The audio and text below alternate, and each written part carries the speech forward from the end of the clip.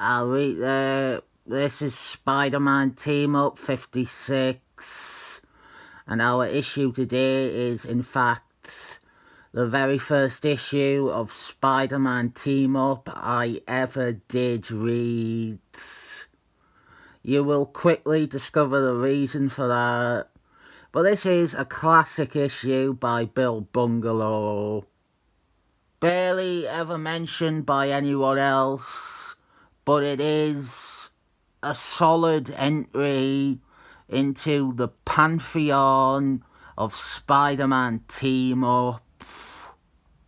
It is Spider-Man teaming up with Daredevil to fight Electro.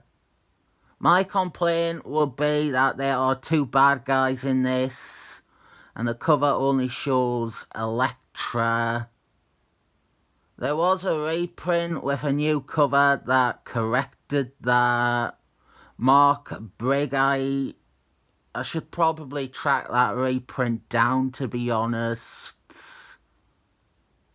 Our very first page shows the other bad guy featured. It is Captain Cold.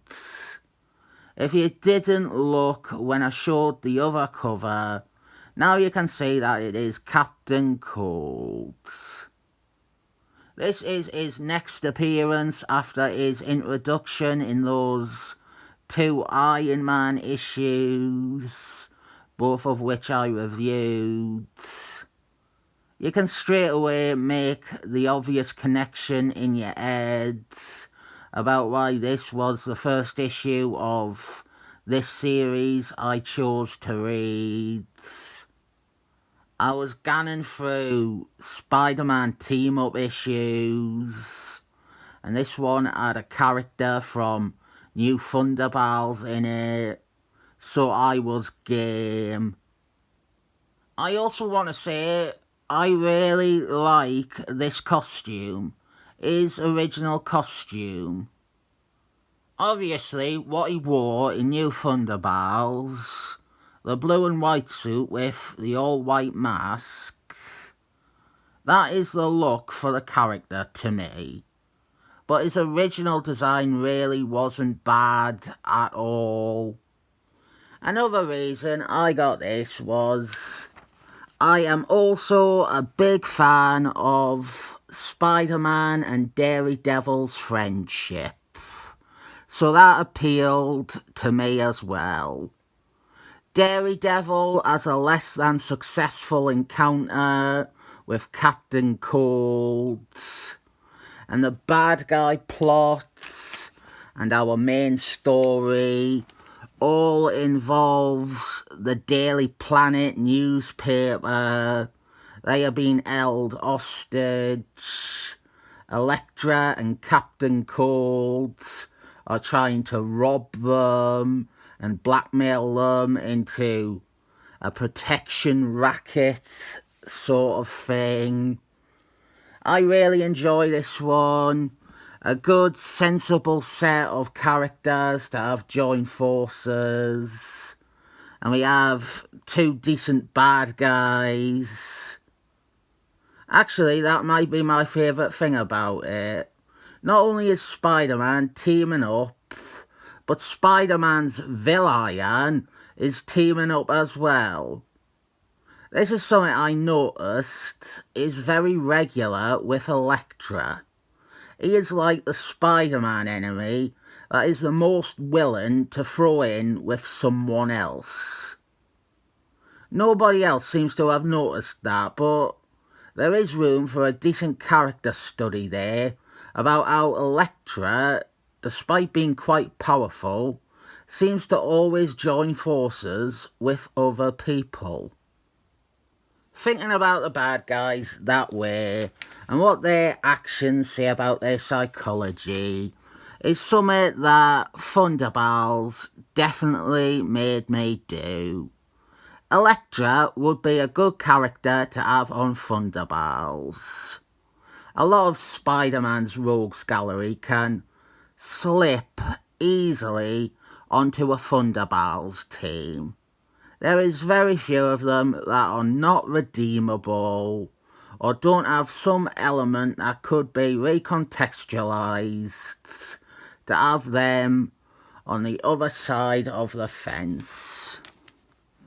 I will say Electra has a problem shared with Sandman, and that is he isn't really a good Spider-Man bad guy. He is too powerful for Spider-Man. I guess with Electra, he is not ever shown to really use his powers to their full potential, which is weird because his origin is that he was an electrician. Electra, he first appeared in Amazing Spider-Man 9, created by Stanley Lee and Steve Ditman. I'll get that out of the way. A lot of Spider-Man team-up, especially the early years, really doesn't appeal to me. It was very disposable. It's not some Spider-Man team-up ever really shook off either. It is a series where I feel you read the issues that appeal to you and you skip the ones that don't.